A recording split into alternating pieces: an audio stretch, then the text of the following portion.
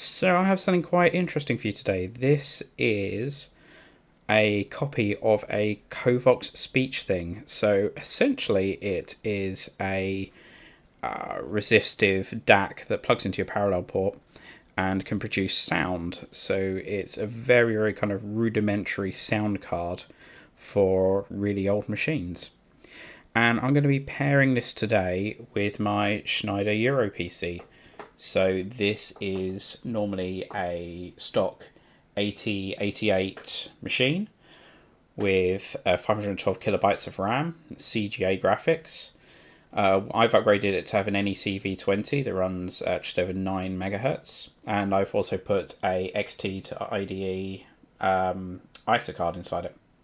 So let's plug this in and have a play. You can see the normal kind of boot process that was familiar for the time. Does a RAM check, boots from the hard drive, and then we're going to run a utility called mod.xt. Now this is basically a mod player for XT machines, such as the 8086 and 8088. This is set up to send the music to the Kovox DAC LPT1 at 12 kilohertz. I can do up to about 16 and then it really starts slowing down. So I've added a few mod files to play, and let's get playing.